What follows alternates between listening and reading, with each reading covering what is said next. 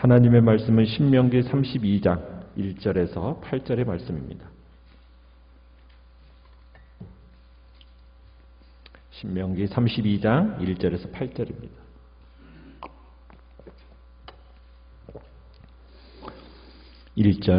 제가 먼저 읽겠습니다. 하늘이여 귀를 기울이라. 내가 말하리라. 땅은 내 입의 말을 들을지어다.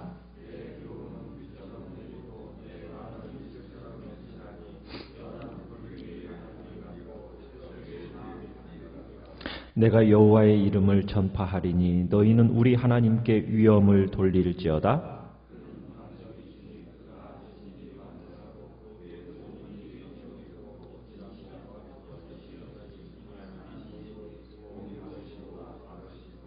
그들이 여호와를 향하여 악을 행하니 하나님의 자녀가 아니요 흠이 있고 삐뚤어진 세대로다.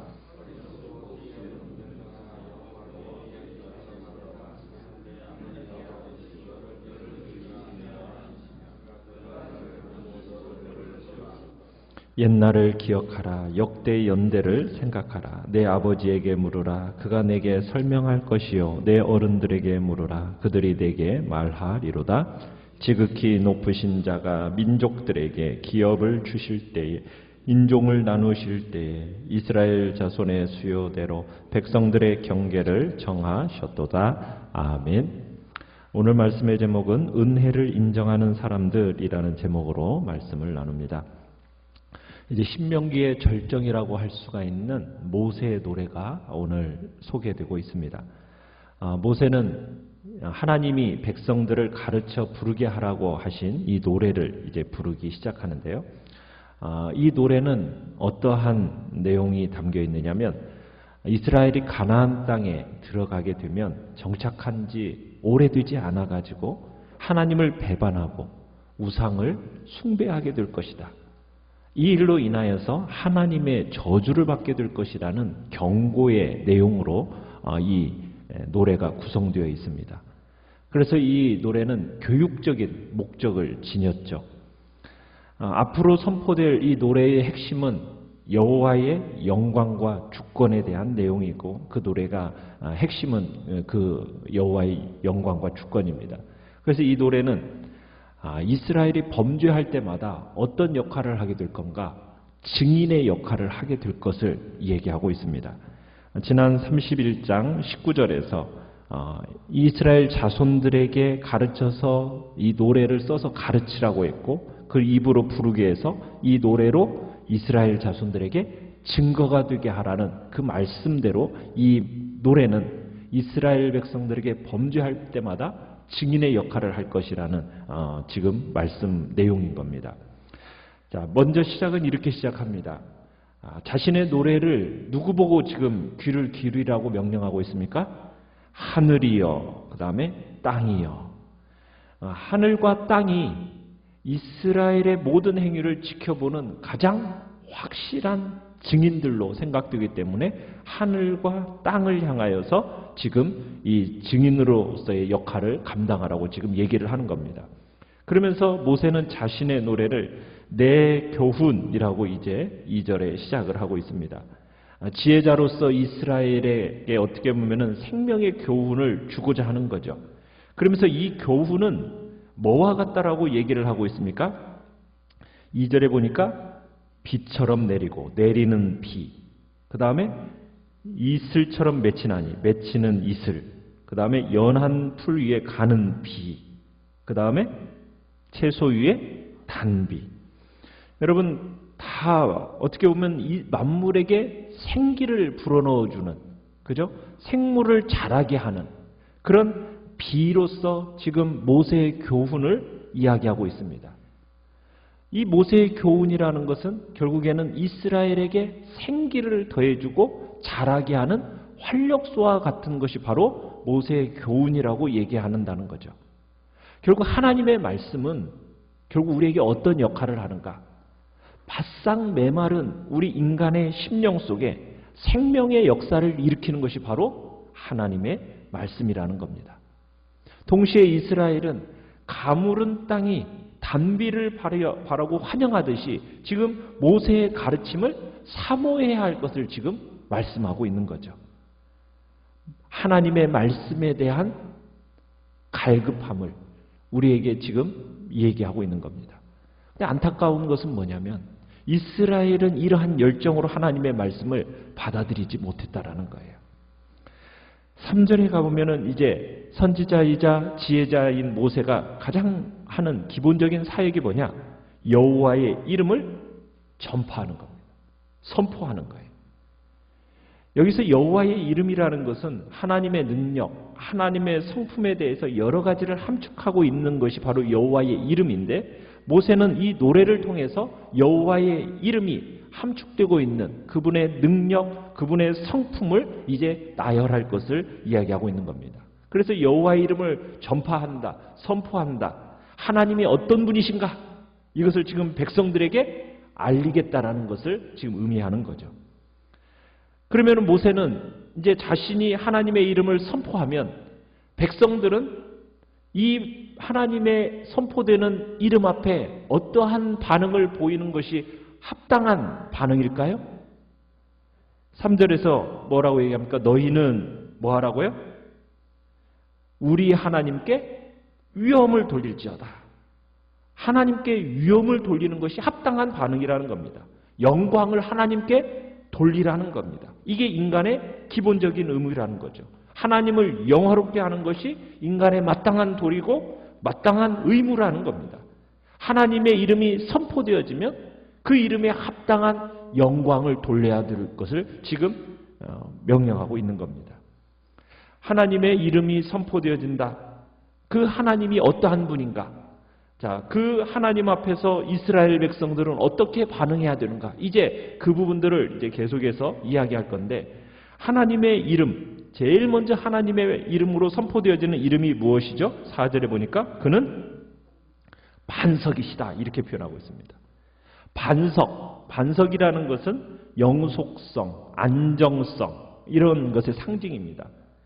어떻게 보면 매우 뜨거운 햇살이 내리쬐고 있는 그 위험한 광야에서 반석이라는 것은 그늘과 피신처를 제공해 줘요.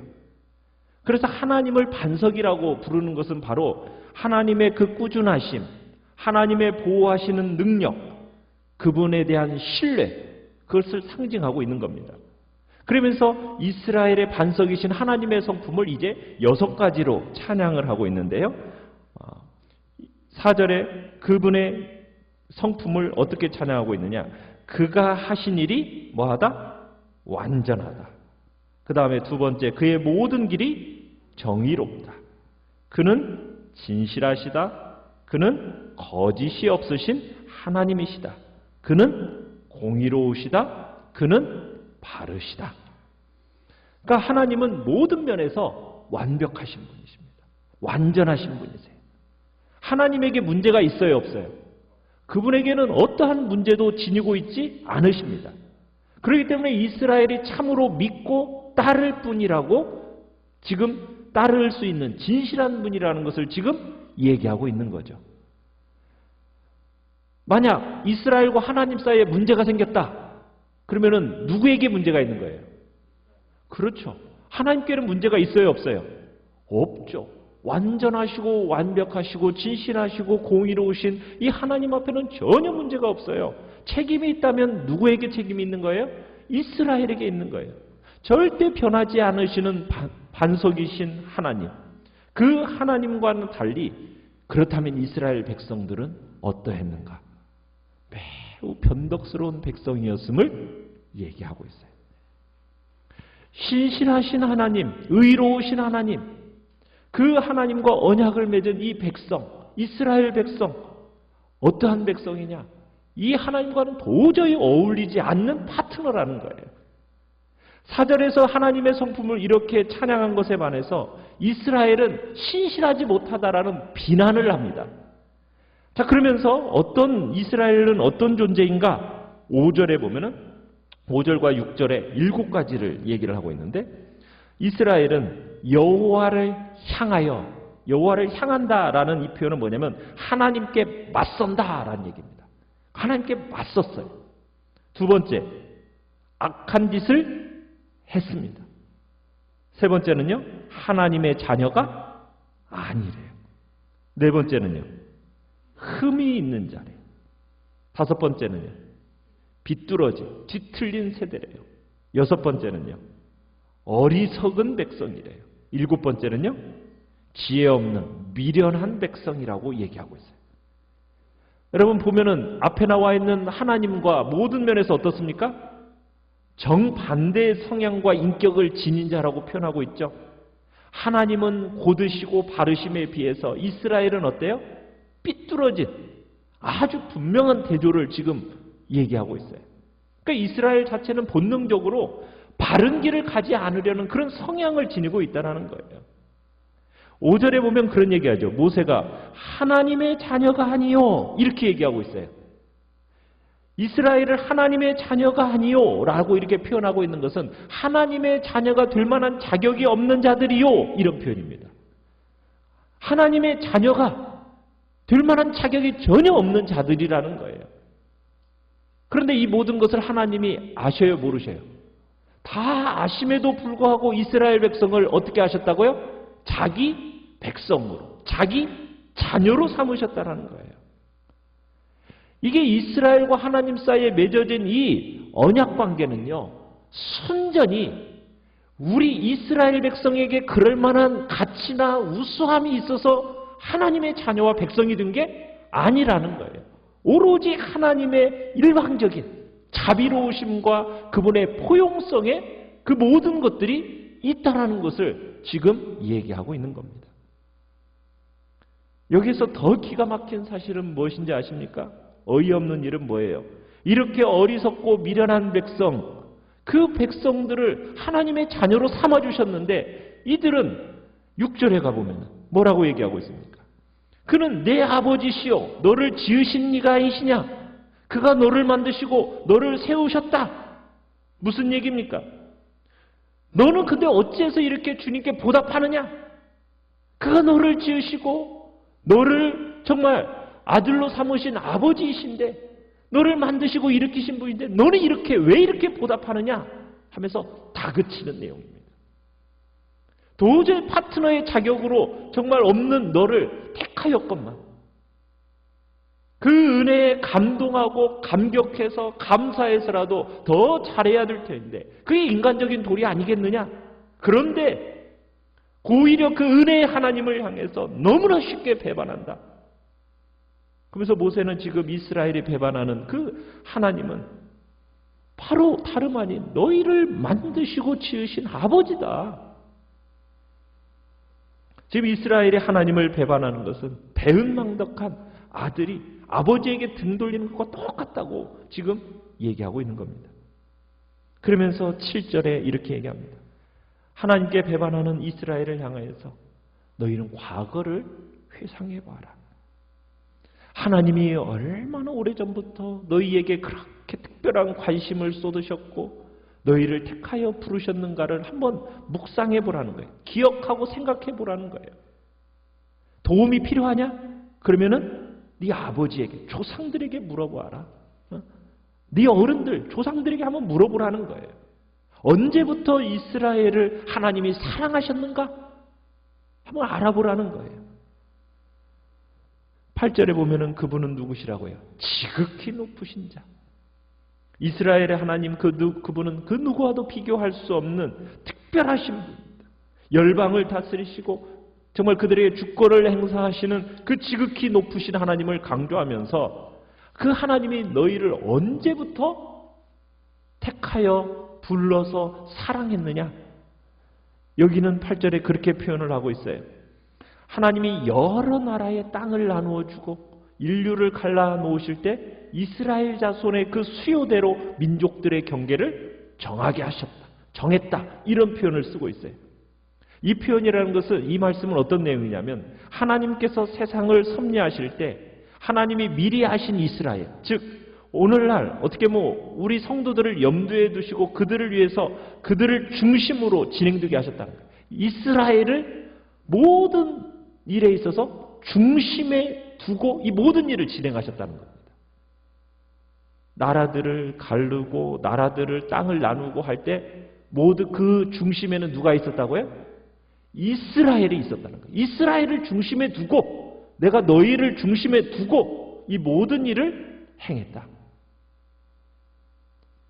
세계의 역사, 그 역사의 중심에는 항상 내가 누가 있도록 했다는 겁니까?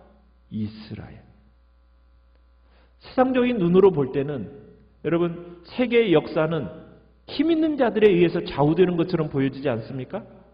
그런데요, 실상은 그렇지 않다는 거예요. 세계의 역사는 누구를 중심으로 진행이 되느냐? 하나님의 백성을 중심으로 해서 진행이 되어집니다. 하나님의 백성, 바로 우리 성도들이 하나님의 경륜과 섭리의 중심에 있어요. 하나님은 우리 성도들을 위해서 세상 모든 일을 입안하시고 계획하시고 섭리하고 계십니다. 하나님의 백성인 우리는요, 어떻게 보면 세상적으로는 미미해 보여요. 별 볼 일 없어 보여요. 그런데요, 하나님의 백성이 세상의 중심입니다. 역사의 중심이에요. 역사의 주인공이에요. 여러분, 여기에 우리 성도들의 큰 행복이 있는 거예요. 여러분이 세상의 중심이요 역사의 주인공이라는 사실을 여러분 한번 생각해 보셨습니까? 세상의 모든 일들이 여러분을 중심으로 해서 하나님이 다 돌아가게 하신다라는 거 여러분은 기억하고 믿으십니까? 여러분, 이렇게 여러분들이 생각하고 기억하면요, 얼마나 즐거운지 몰라요. 어떤 공동체에서 중심이 된다라는 거, 그거 기쁘게 할 양이 없잖아요. 여러분, 그런데 우리가 세상 역사의 중심에 있다라는 거 한번 생각해 보십시오. 이 사실을 기억한다면 우리 자신의 현재의 형편이 아무리 보잘것없어도요, 우리는 기뻐할 수 있고 세상을 향해서 당당하게 나아갈 수가 있는 겁니다. 드라마에서 주인공이 여러분 참으로 볼 때에는 거지 같아요. 분장이 거지로 나와요. 그러나 그 주인공이 대접을 받게 되어 있어요. 여러분, 우리가 이 땅에서의 신분이 어떠하고 형편이 어떠하다 할지라도 여러분, 세상의 역사의 중심요 주인공은 바로 나요, 교회요, 하나님의 백성들이라는 것을 확신하며 나가시길 바랍니다. 그러면은 어떠한 형편에 있어서도 감사가 있고요, 기쁨이 있고요, 담대함으로 이 세상을 우리가 살아갈 수 있게 되는 겁니다. 사랑하는 성도 여러분, 하나님은 우리에게 많은 은혜를 베풀어 주셨습니다. 말할 수 없는 사랑을 우리가 받았어요. 그러면 우리는 그것을 주님 앞에 감사와 감격으로 풀어내야 됩니다. 그런데 마치 내가 아무것도 받지 못한 것이냐 불평하고 하나님 앞에 삐뚤어진 반응을 보이고 있다면 그것은 주님 앞에서 책망받고 정말 하나님 앞에서 징계받을 내용이라는 겁니다. 우리는 현실이 때로는 버거울 수도 있습니다. 현실이 투덜댈 만한 일이 있을 수 있어요. 그러나 그런 자세로 가는 것이 아니라 하나님의 은혜를 깊이 묵상하면서 우리가 하나님 앞에서 내가 어떤 존재로 세움을 받았는지를 다시 한번 확인하면서 그분 앞에 입을 열어 이 시간 찬양하며 감사하며 정말 이번 한 해 동안 어떻게 하나님을 나를 이끌어 오셨는지에 대해서 다시 한번 묵상하고 그를 결국 하나님은 나를 중심으로 해서 이 세상의 모든 환경과 문제들을 이끌어가고 계신다라는 그런 확신 속에 담대함으로 믿음의 길을 걸어가시기를 간절히 축원합니다. 오늘 말씀을